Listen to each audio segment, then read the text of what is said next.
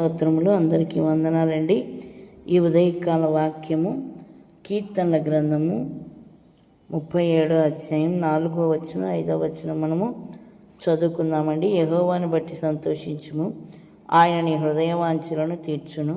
నీ మార్గమును యెహోవాకు అప్పగింపుము, నీవు ఆయనను నమ్ముకునుము, ఆయన నీ కార్యము నెరవేర్చును. ఆమేన్. స్తుతి స్తోత్రం. హల్లెలూయా. దేవునికే మహిమ కలుగునుగాక. ఆమేన్.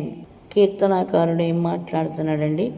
యెహోవాను బట్టి సంతోషించుము, ఆయన నీ హృదయవాంఛలను తీర్చును. ఎవరిని బట్టి మనం సంతోషించాలంటే అండి, దేవుణ్ణి బట్టి సంతోషించాలి, యేసుక్రీస్తుని బట్టి సంతోషించాలి, పరిశుద్ధాత్మను బట్టి మనము సంతోషించాలి. అప్పుడు మన హృదయవాంఛలన్నీ అంటే మన కోరికలన్నీ దేవుడు నెరవేరుస్తాడు. పరలోక రాజ్యము మనకి దొరికిందని యేసుక్రీస్తుని నమ్ముకున్నందువల్ల ఈరోజు మనం మరణించిన మన ఆత్మ దేవుని సన్నిధికి చేరుతుందని, కాబట్టి దేవుణ్ణి బట్టి మనము సంతోషించాలి, యెహోవాను బట్టి సంతోషించాలి. లోకంలో అనేక విషయాలను బట్టి మనం ఎంతో సంతోషిస్తూ ఉంటాం. కొంతమంది తమ గృహాలని చూసుకొని సంతోషిస్తూ ఉంటారు, తమకున్న వాహనాలు చూసుకొని సంతోషిస్తూ ఉంటారు, తమ పిల్లల్ని బట్టి సంతోషిస్తూ ఉంటారు, లేకపోతే వాళ్ళకు వచ్చే ఆదాయాన్ని బట్టి సంతోషిస్తూ ఉంటారు, బంధువుల్ని బట్టి, స్నేహితుల్ని బట్టి, అన్నదమ్ముల్ని బట్టి సంతోషిస్తూ ఉంటారు. కానీ కీర్తనాకారుడు ఏమని మాట్లాడుతున్నాడు?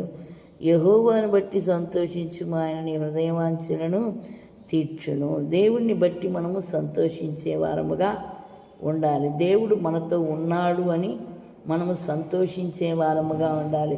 ఏ పరిస్థితిలో అయినా సరే దేవుణ్ణి చూసి మనము సంతోషంగా ఉండాలి. పరిస్థితుల్ని చూసి మనం భయపడకూడదు, బాధపడకూడదు. పరిస్థితులు మనల్ని భయపెట్టడానికి వస్తాయి. మన విశ్వాసాన్ని మనం కోల్పోవాలని మన పరిస్థితులన్నీ మనకి సంభవిస్తాయి. కానీ మనం విశ్వాసాన్ని కోల్పోకూడదు. దేవుణ్ణి బట్టి మనం సంతోషంగా ఉండాలి, యేసుక్రీస్తుని బట్టి మనం ఆనందించాలి. పౌలు శీలలు చూడండి, చెరసాలలో వారిని వేశారు, జైల్లో వేశారు వారిని.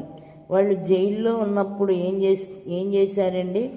యెహోవాను బట్టి సంతోషించారు, దేవుని పాటలు పాడారు, దేవుణ్ణి స్తుతించారు, స్తుతిగానములతో స్తుతిస్తూ ఆయన్ని పాటలతో స్తుతిస్తూ ఉన్నారు, ఆనందిస్తూ ఉన్నారు. వాళ్ళు స్తుతించి ఆనందించే సమయంలో పునాదులు ఏమైపోయినాయి? బద్దలైపోయినాయి. వాళ్ళ చెరసాల కటకటాలన్నీ